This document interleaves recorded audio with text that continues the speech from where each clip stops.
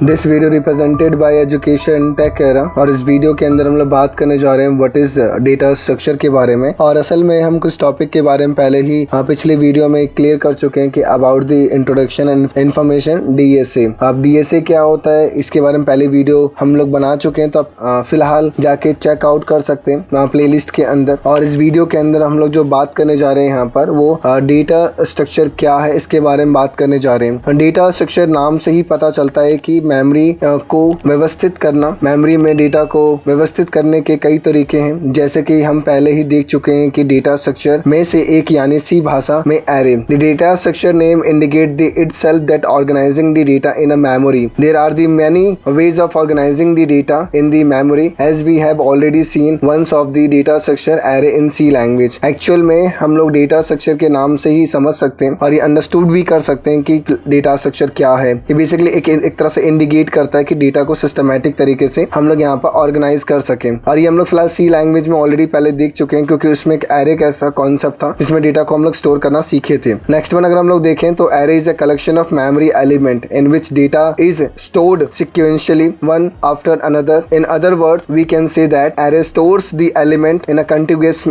Manner. Array memory elements का एक संग्रह है जिसमें डेटा क्रमिक रूप से यानी एक के बाद एक स्टोर होता है। दूसरे शब्दों में हम कह सकते हैं कि एरे एलिमेंट्स को निरंतर तरीके से स्टोर करता है, यानी कि जो भी हम डेटा इसमें स्टोर करवाते हैं सबकी एक इंडेक्सिंग होती है 0 1 2 3 4 5 और इनके थ्रू डेटा को रखा जाता है। जो पहले जो आता है वो 0 नंबर पे होता है, जो दूसरे नंबर पे जो स्टोर होता है वो 1 पे होता है, तीसरे पे 2 होता है। ऐसे फिलहाल सीक्वेंस आपका चलता है, बट जो फिलहाल इसकी इंडेक्सिंग चलती है आपके डेटा को स्टोर करने की वो 0 से चलती है, ना कि 1 से। This organisation of data is done with the help of an array of data structures. There are the also other ways to organise the data in memory. Let's see the different types of data structures. Data का संगठन data structures की एक array की मदद से किया जाता है। मेमोरी में डेटा को व्यवस्थित करने के लिए दूसरे तरीके भी हैं। आइए डेटा स्ट्रक्चर के विभिन्न प्रकार को देखें। एक्चुअल में बात सच है और ट्रुथ है। सिर्फ एरे ही एक ऐसा कॉन्सेप्ट नहीं होता है कि जिसके थ्रू हम लोग डेटा को स्टोर करवा पाते हैं। एरे से भी कई ऐसे एडवांस फिलहाल हमारे पास कॉन्सेप्ट्स होते हैं जिसमें डेटा को बहुत स्मार्टली और बहुत इजीली हम लोग स्टोर करवा सकते हैं, तो उसकी भी नॉलेज और अंडरस्टैंडिंग भी होनी चाहिए। नेक्स्ट वन अगर हम चीजों को देखें इसी के अंदर यहाँ पर data structure is not any programming language like C and C++, Java etcetera. इस लाइन का जवाब हम पिछली वीडियोस के अंदर भी अच्छे से समझ चुके हैं, बट उसमें और इस वीडियो के दौरान दोनों में डिफरेंस है।